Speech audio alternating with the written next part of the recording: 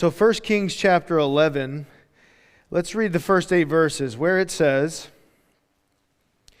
King Solomon loved many foreign women, as well as the daughter of Pharaoh, women of the Moabites, the Ammonites, the Edomites, the Sidonians, the Hittites, from the nations of whom the Lord had said to the children of Israel, you shall not intermarry with them. No confusion.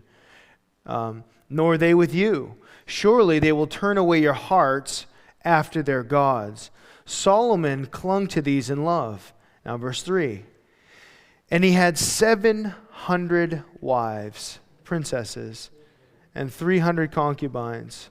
And his wives turned away his heart. So in verse 4, it was that when Solomon was old, that his wives turned his heart after other gods. And his heart was not loyal to the Lord his God, as was the heart of his father David. For in verse 5, Solomon went after Ashtoreth, the goddess of the Sidonians, and after Milcom, the abomination of the Ammonites. And Solomon did evil in the sight of the Lord, and did not follow fully the Lord, as did his father David. And so in verse 7, Solomon built a high place for Chemosh, the abomination of Moab, on the hill that is east of Jerusalem, and for Molech, the abominations of the people of Ammon. And he did likewise for all his foreign wives who burned incense and sacrificed to their gods. This is a tragic end to the life of Solomon, quite frankly, because we saw Solomon start out so well in so many ways, and his heart will go the wrong direction away from God because of, no confusion here, the foreign gods of his wives that he married in these other nations, which God told all of Israel not to partake in. And it's so sad that not only does he do that, but he has 700 wives. And I mean, I could say this jokingly, but I say it totally serious too. A man can hardly truly love and commit himself to one woman, truly. It is the work of a lifetime for a man to even sort of achieve that accomplishment. And to think that a man would marry 700 women, let's not be confused. There's nothing about true love here or companionship. Love in the institution of marriage by God is one man, one woman, one lifetime, right? And that is a oneness in marriage. You don't get oneness with 700 wives and 300 girlfriends. That's a messed up situation. So here's the thing. There's so many things for us to consider. But first of all, was Solomon, quote unquote, loving or lusting for many women? Here's an important fact that we just take knowledge, whether you're a man or a woman, but just in the context, let me say it to like men, for example. If a man is not satisfied with one woman, he will not be satisfied with 1,000 women. That is the lesson that we learned from Solomon. If a man cannot be satisfied with one, if a woman cannot be satisfied with one man, she will not be satisfied with 1,000. And with that, a couple things to take note of here. And notice it gets worse and worse, and it talks about all the things he would do and the abominations. In fact, just to take a quick note of this, the abominations of the Ammonites, the abominations of the Moabites, what they're saying is the abomination that's being referred to is child sacrifice. It was the ultimate sense of grotesque, horrible worship. And that's something that's gone on for millennia in the world today, that the chewing up and spitting out of children, the slaughter of children, especially as it pertains to human lust and worship, there's nothing new under the sun. I think it's very well documented that even political leaders here in the United States in the last several decades have committed child sacrifice, eating of human flesh. This is not like some conspiracy theory. This is a real thing. And they flaunt it in front of us, and there's nothing that's been done about it. It's a tragedy. But that same desire, that abomination has gone on for millennia. It's nothing new. So you don't have to stretch the imagination to think, would politicians do something like that? Well, some things we need to remember as we think about this tonight. Number one, a very important lesson for all of us is that there is no satiation for the flesh. Other ways to say that is, you can never satisfy the flesh. And what I mean by that is your fleshly appetites, your natural inclinations outside of God. There is no satisfaction for that. In fact, it'd be a great song, wouldn't it? Like a song that would go like, I can't get no satisfaction. I'm just kidding. That just popped in my head. But no, truly, and I say this like seriously terrifying. There is no bottom to how low people will go and can go. And that's not just any people, that's you and I, anyone. There's no satiation for the flesh. Especially as it relates to sex, let me say this. When sex gets out of its context in the marriage covenant that God made it to be, it gets really dark pretty quickly, really sad. I can tell you the journey of many a person that would testify that I know that has taken the journey of pornography. And that pornography started out something like, and forgive me for being straightforward with you, but there's nothing taboo in the scriptures, and this is one of those areas. And so when it relates to sex, you think about the pornographic journey for so many people as it starts out with looking at the naked body of the opposite sex. Well, that arouses them. And then it's, that a man having sex with a woman. And then it's two men and a woman. And it's three women and two men. And then it just gets crazier and weirder and darker and darker and darker and darker. And just a few years ago, I know that, and it might still be, I've lost touch with the statistic, but it was actually, I think, Bill Gallatin that shared the statistic that, because he did a lot of ministry in Europe, he had a better read on all of this. But Bill Gallatin said that the number one growing form of pornography in Europe, this was like 10 years ago, was, I can't remember the name of it, but it's basically where people actually kill in the act of sex. It's like they're having sex and they actually kill the person that they're engaging with. And that was the fastest growing form of pornography in Europe that was being dispersed to the world. So when I say that sex, it gets darker and weirder, it really, really, really, really does. And Solomon has done that. It's not enough, and let me also say this, it ramps up too, right? Like Solomon, what happened when he had a second wife? It's probably like, a lot of people have them, and it's normal. I'm a king, and but you go from 1 to 2 to 3 to 4 to 10 to 20 to 50 to 100 to 1,000.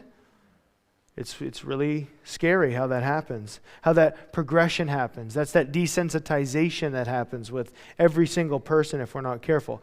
Now, that being said, a serious warning to fathers tonight, and you guys that are ever going to be a dad someday, you have to understand something. Remind us, if we are fathers here tonight, that a father has a tremendous role and responsibility with his kids, but particularly a father with his son. And that so often, whatever struggles a father has, his son will have as well. And I cannot say that more sober enough tonight. Whatever sins or struggles that a father has, wait and see that son grow up. In fact, there's an old saying that goes something like this. If it's a seed in the father's hand, it grows into a tree in the son's life. So if you as a father struggle with a certain kind of sin and it's a seed in your hand, it'll grow into a full-blown tree in your son. If you need a biblical example of that, David. He had several wives and some concubines, and he got out of control. But that seed that he had in his hand became this massive tree in Solomon's life. You see it? The seed, what was acceptable for his dad, or the struggle that his dad always had, was like, dad even struggled with it. It's terrible. It's sad to realize that this actually came very much, no doubt, from his father and the father's influence. The only difference between David, as we see over and over and over again, is that David never changed gods. David never went after these foreign gods. He never did child sacrifice. And it's just so unbelievable that he does this. Now, even the note in here, there's one verse, for example, when it says Chemosh, we understand that the Hinnom Valley, we've talked about this, Hinnom Valley, that was where it became known as the Valley of the Children because so many children were slaughtered there. But even just to the east of Jerusalem, this is what it tells us, to the east of Jerusalem, there's a hill, that is the Mount of Olives. So in real time, guys, all around Jerusalem, he is offering child sacrifice with these pagan gods that he's building altars for. And not to mention, the most grotesque one probably is the fact that facing from the temple, directly across the Mount of Olives, you're looking at child sacrifice. You're looking at sin and lust and desire from Solomon and him establishing these cults and these practices. It's unbelievable. It's disgusting. Now, verse 9. Rightly so, it says, the Lord became angry with Solomon because his heart had turned from the Lord God of Israel, who had appeared to him twice and had commanded him concerning this thing, that he should not go after other gods. But he did not keep what the Lord had commanded. Therefore the Lord said to Solomon, because you have done this and have not kept my covenant and my statutes, which I have commanded you, I will surely tear the kingdom away from you and give it to your servant. Nevertheless, I will not do it in your days for the sake of your father David. I will tear it out of your hand of your son, he says. In verse 13, however, I will not tear away the whole kingdom. I will give one tribe to your son for the sake of my servant David and for the sake of Jerusalem, which I have chosen. Now, here's an interesting note, I think worth pointing out here. It says that he turned away from the Lord, even though the Lord had appeared to him twice. It's like the Lord even appeared to this guy twice. Now, let's file this away once and for all. You ready? That we often think that big miraculous events in our lives would bring about and establish a greater faith in our lives. Lord, if you would just do this one major thing in my life, I will seriously worship you forever. And what we're basically saying is if you do a miraculous thing, I will seriously get sold out for you. Not until then. But you know, the Bible is very clear on what builds faith. You know it's not miracles, right? What builds faith, church? I have no idea. I'm just wondering if you know. Hearing the Word of God, right? Faith comes by hearing, and hearing the Word of God, the Bible says, right? Faith does not come by seeing miraculous things transpire from God.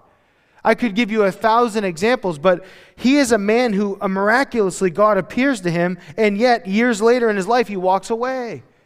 My favorite case study in the Bible is the nation of Israel.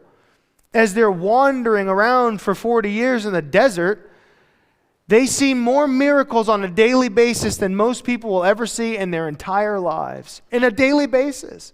Think about it.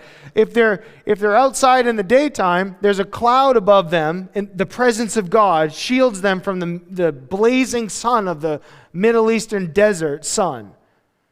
If it's nighttime, because it would get dramatically colder, that cloud becomes a pillar of fire at night. So every day you can set your watch to the fact that miraculously God will cover you in the daytime and be warmth to you at night. Oh, and let's not forget, that's right, the manna every single day when you wake up, you go and collect magical food every day.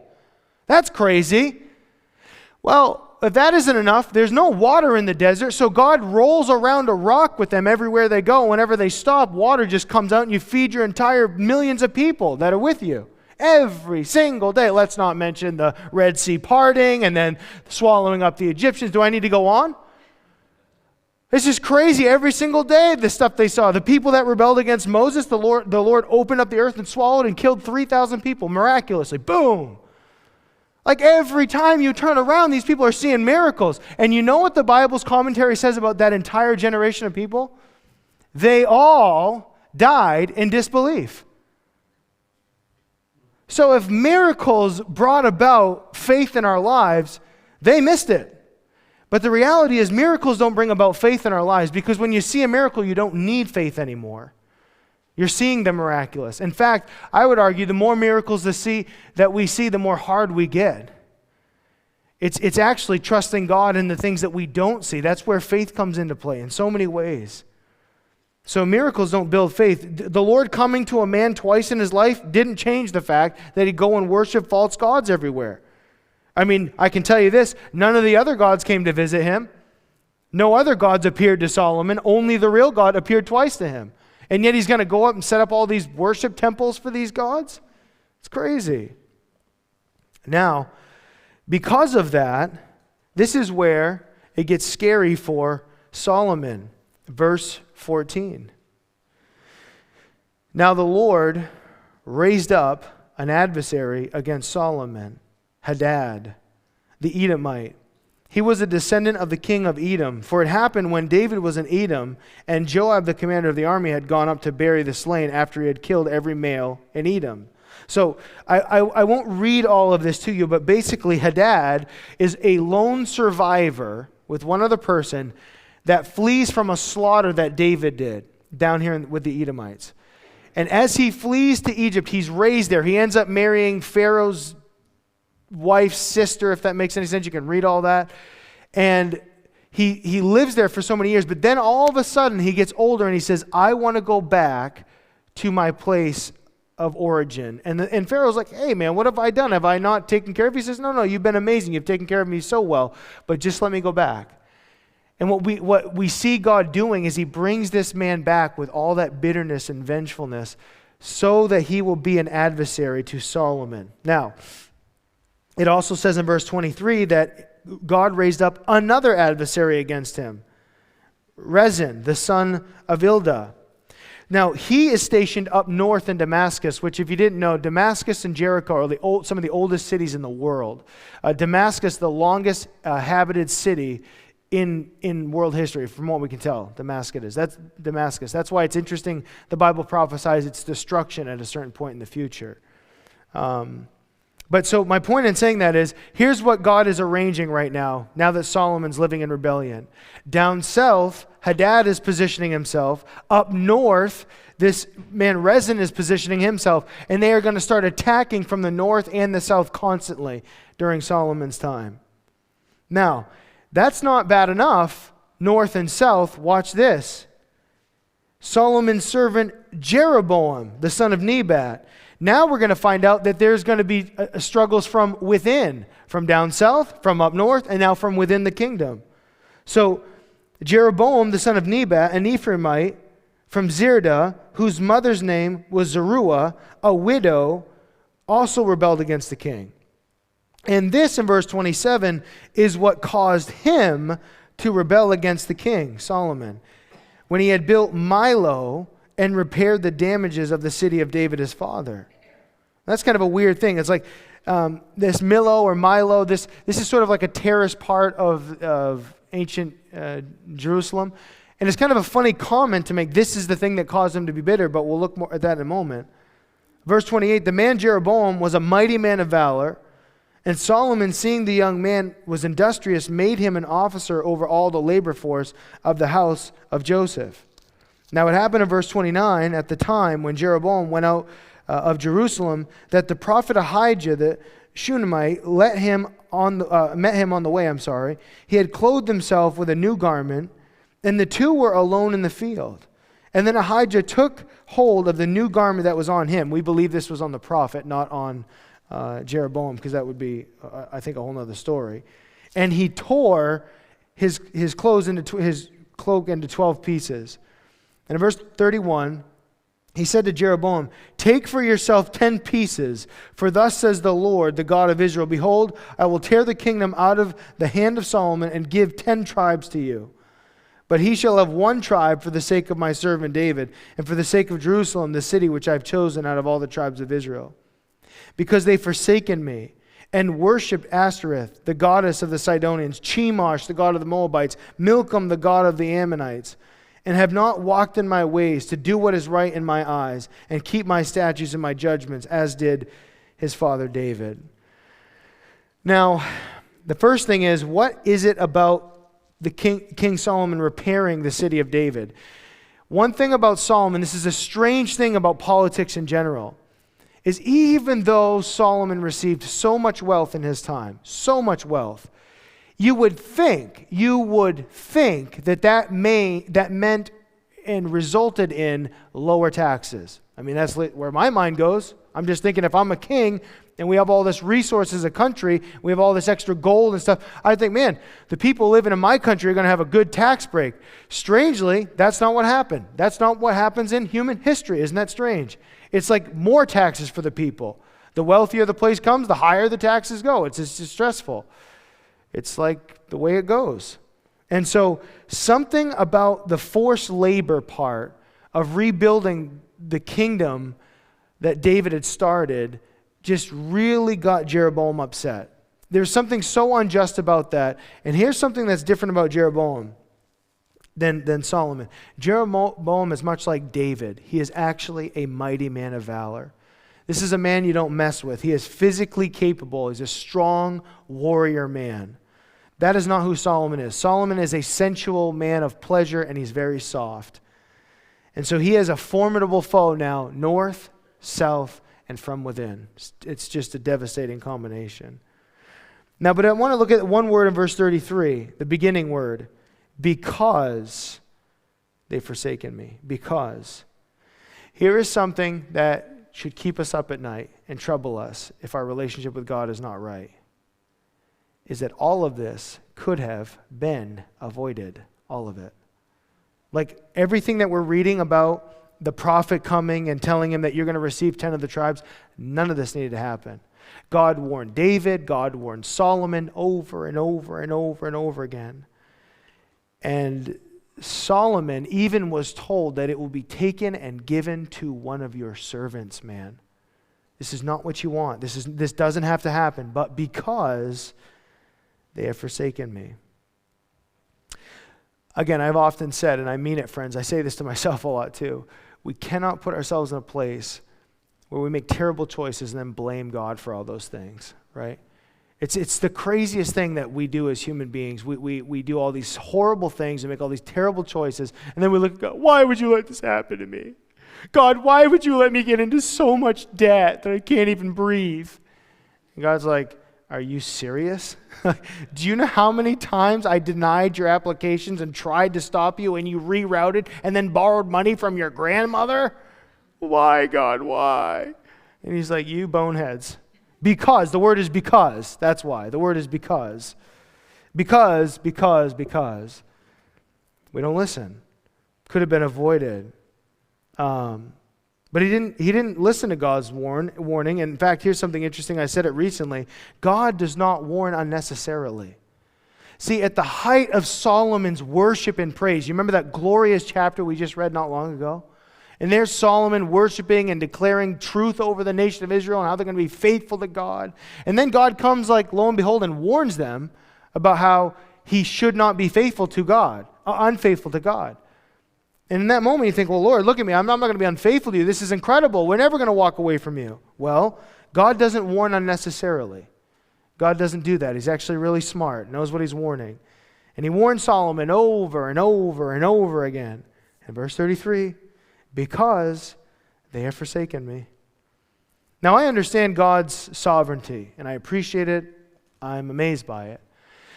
But in his sovereignty, there is something that cannot be overlooked, and it's his will and desire to allow us our freedom of choice and our freedom of will, as we would call it theologically. It's a strange thing that we know that our wills do not line up with God's will, and God will allow our wills to be done, and then he'll use all of that one way or the other, but he will be in control of all of it. But the warning was, guys, follow me, I'll establish you. And it's only through his mercy that David and Solomon even have a sort of kingdom after all this. Because God could have rightly said, I'm giving all 12 tribes to you, man. I'm done with these boneheads. But God's so merciful, isn't he? He says, no, for David, my servant's sake, I'm going to keep a few of the tribes down south as a unit. It's really sad. But let me also say this just as a biblical study note, a historical note. What we're seeing here, friends, in 1 Kings 11 is so foundational to the history of Israel. When we go and tour Israel, these are sort of the nuts and bolts that you have to know when you're touring the land and understanding how the land was divided and separated off. But where did it all start? It starts right here. This is the beginning of this massive shift where 10 tribes will be north and 2 tribes will stay south and be the kingdom of Judah and the kingdom of the north in Israel. It all starts right here. That's what we're reading. So it's an important note to make for sure. But let's read on in verse 34. It says, however, I will not take the whole kingdom. Again, I will not take the whole kingdom out of his hand, because I made him a ruler all the days of his life for the sake of my servant David. Not for Solomon's sake, for David's sake. Whom I chose because he kept my commandments and my statutes. But I will take the kingdom out of his son's hand and give it to you, 10 tribes. And to his son I will give 1 tribe, that my servant David may always have a lamp before me in Jerusalem, the city which I have chosen for myself, to put my name there. So I'll take you, and you shall reign over all your heart's desire, and you shall be king over all Israel. And then in verse 38, it shall be If you heed all that I command you, walk in my ways, and do what is right in my sight, to keep my commandments, my statutes and commandments, as my servant David did, then I will be with you and build for you an ever-enduring house. I will build for David, and I will give Israel to you.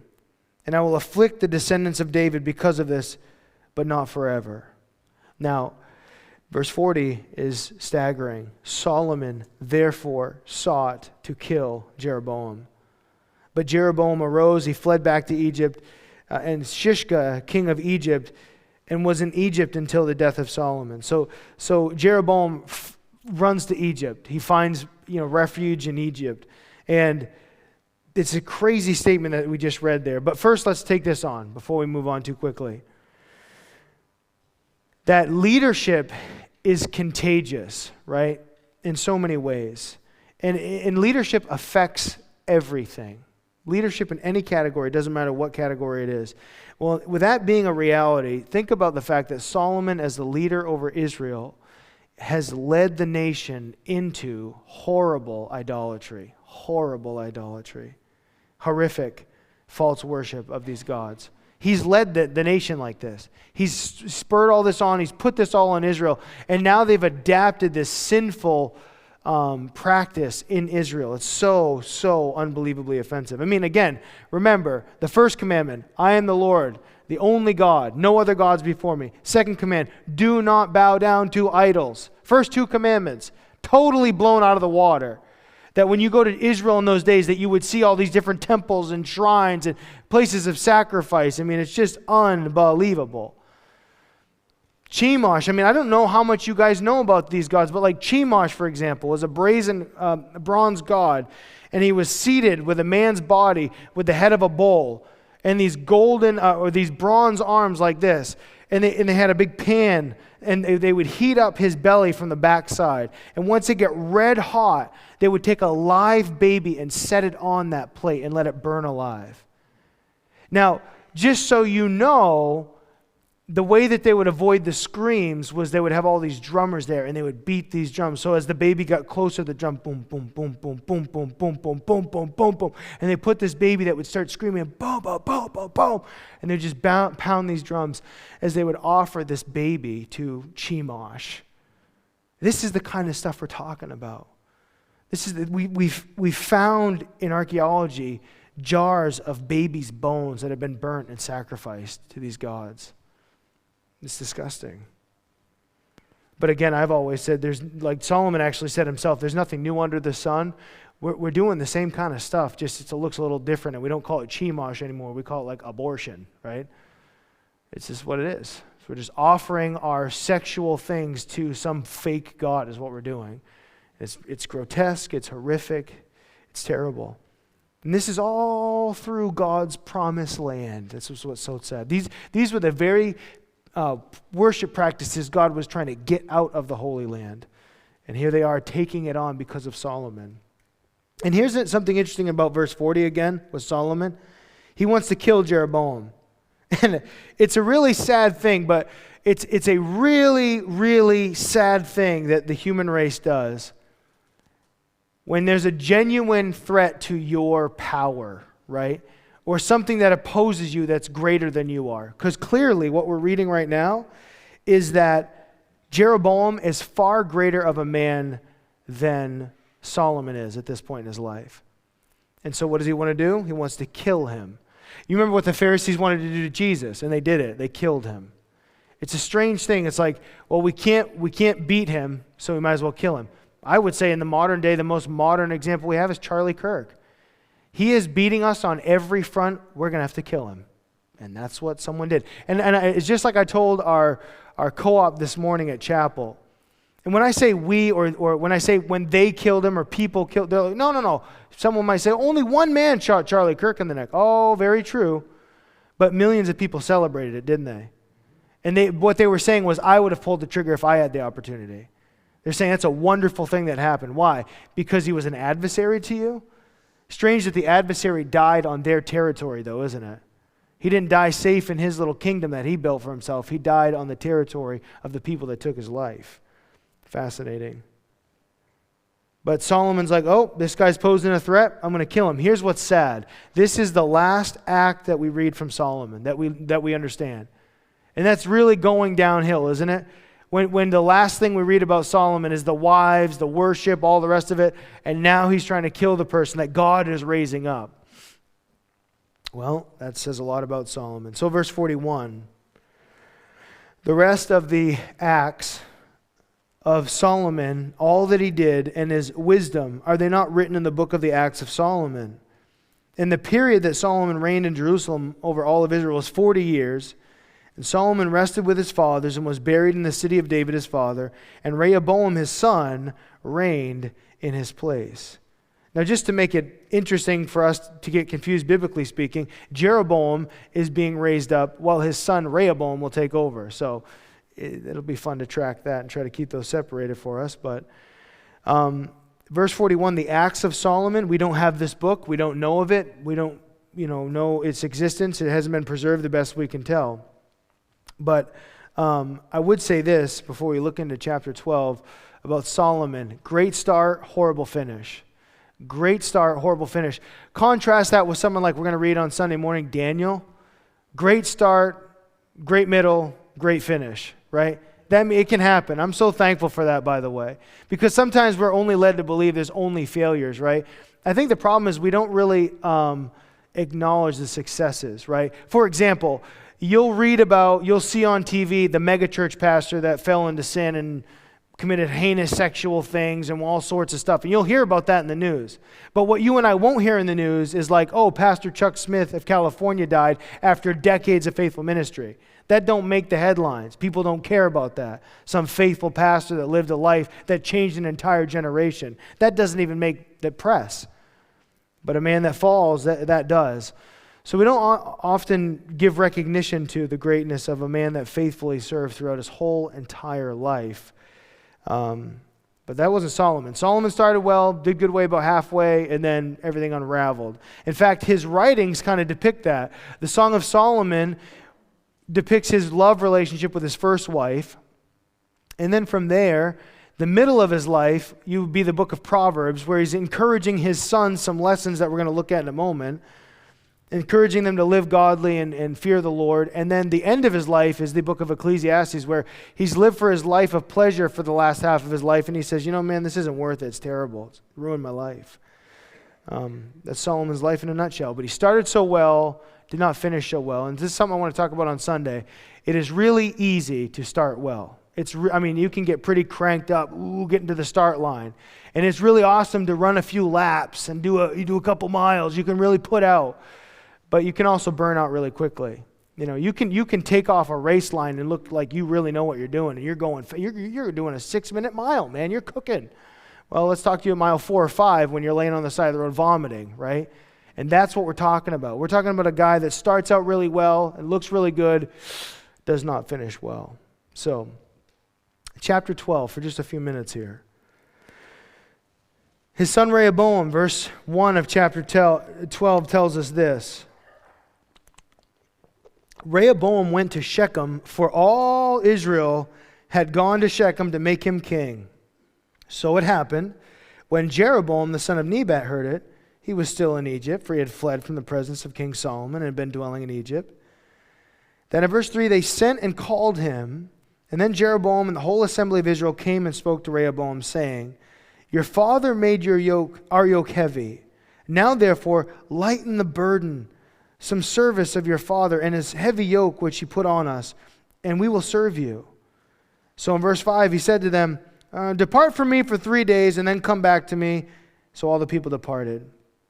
And in verse 6, King Rehoboam consulted the elders who stood before his father, Solomon, while he still lived. And he said, how do you advise me to answer these people?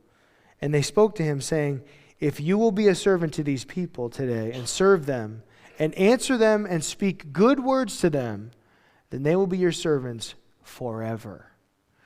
Now, can you imagine the kind of wisdom that the counselors of someone like Solomon would have around? If Solomon's the wisest man who's ever lived, and he's got people on his staff that he consults for wisdom, you could imagine, I think we could argue the point without trying very hard, that these guys really know what they're talking about, right?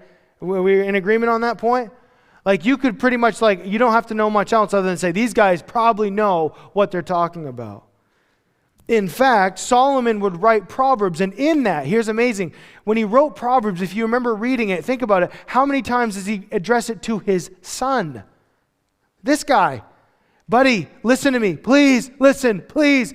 A soft answer turns away wrath. He goes to the counselors. Guys, what do I do? Here's what without saying it verbatim, they're like, a soft answer turns away wrath. The people are asking for you to throw them a bone, and speak kind to them, and they'll be loyal and faithful to you. That's the greatest setup of all time. So all he has to do now, he's gotten good, solid, biblical counsel. And he even should know this. It's probably not what he wants. Because now he's the big king. He's macho. He's the king now. And he probably wants them to say, well, you're a king. You got to show some force. You got to kind of be a jerk to get stuff done. And they're like, no, you don't need to do all that. You don't need to prove yourself and be macho.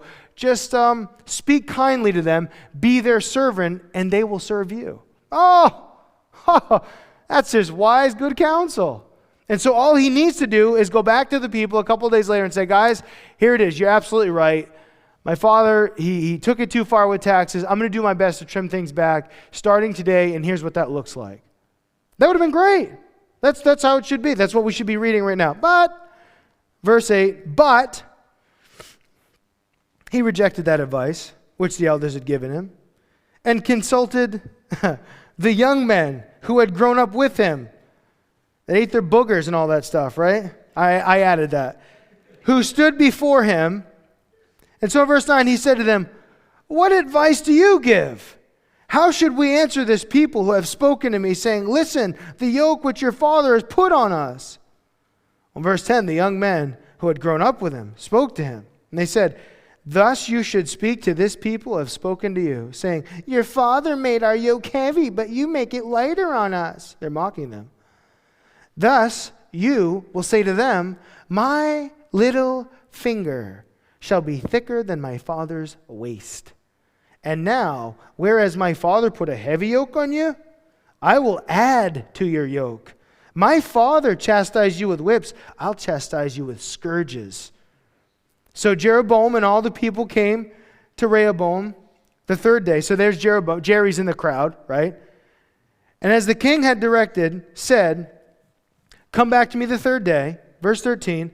Then the king answered the people roughly and rejected the advice which the elders had given him. And he spoke to them according to the advice of the young men, saying, my father made your yoke heavy, but I will add to your yoke. My father chastised you with whips, but I'll chastise you with scourges. So the king did not listen to the people, for the turn of events was from the Lord, that he might fulfill his word, which the Lord had spoken by Ahijah, the Shulonite, to Jeroboam the son of Nebat. Now, ultimately, God's working in behind the scenes and all this to bring to pass the very prophecy that he made. That's the understanding here. But man, can we learn so many things. If you're younger in the room, listen.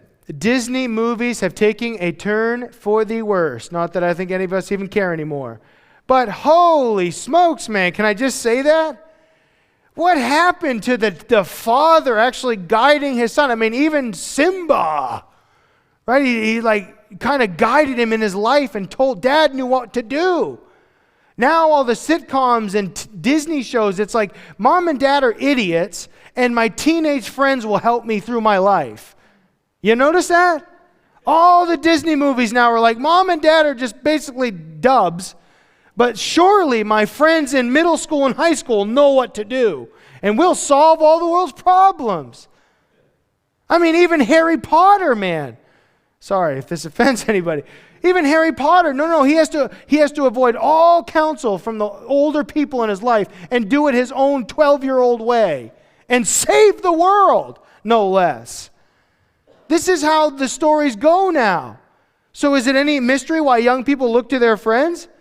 It's embedded in their mind. No, mom and dad, they're outdated. Older people, what do they know?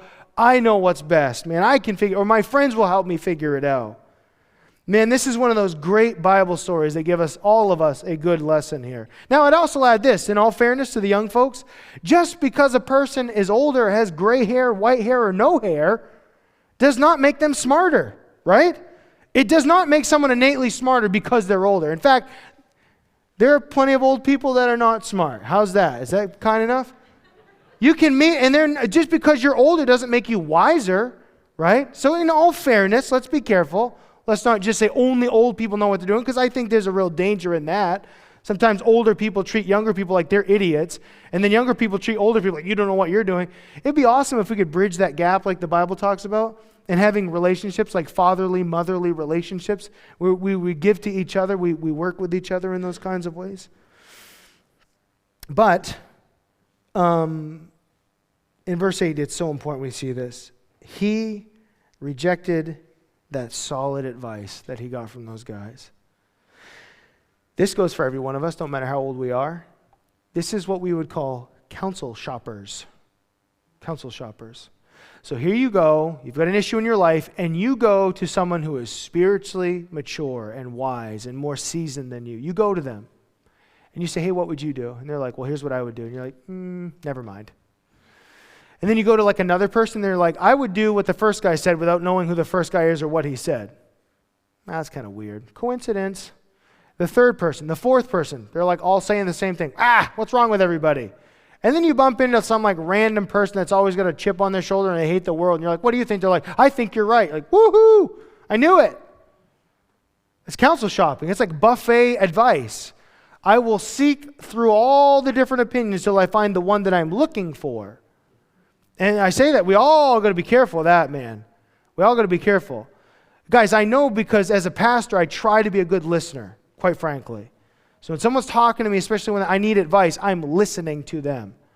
But I also know what it's like when someone's asking for my advice. I say, well, here's what, and I know that as soon as I start to talk, they're like waiting for me to finish so they can just tell me what they're going to do. It's like, why did you ask me?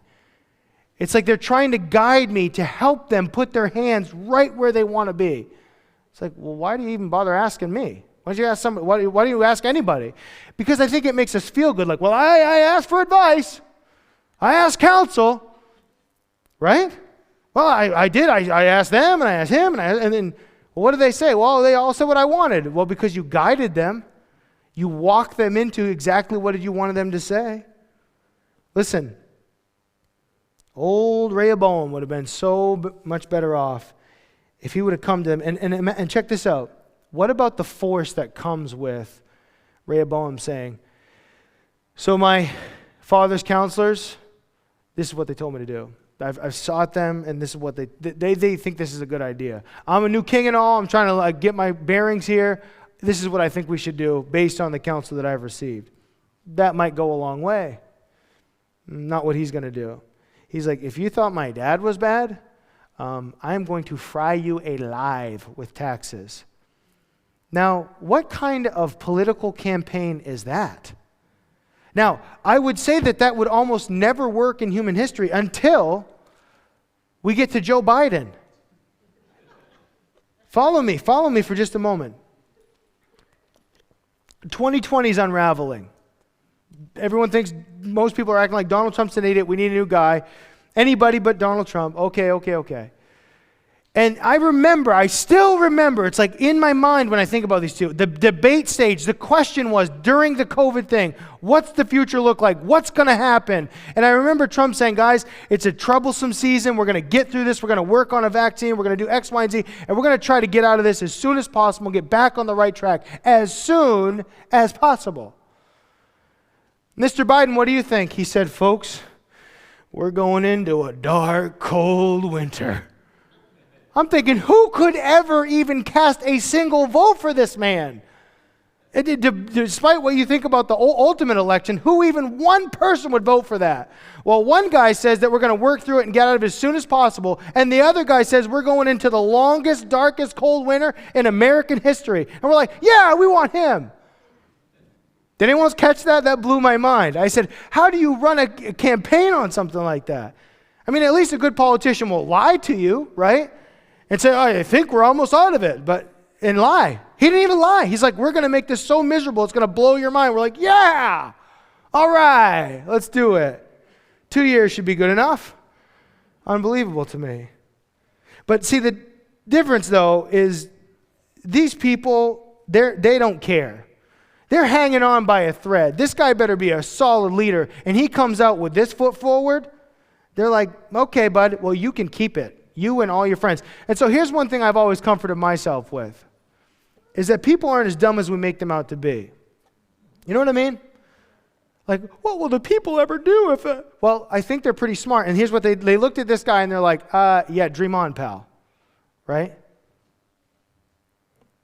They take their business somewhere else, and it just shuts the whole thing down. So all of his big talk about ruling and dominating, well, that's only going to work for like one small tribe, and it's not going to be nearly what you thought it was going to be. And so much of his revenue and resource, all that is going to be gone overnight. So we'll have to pick up there next week.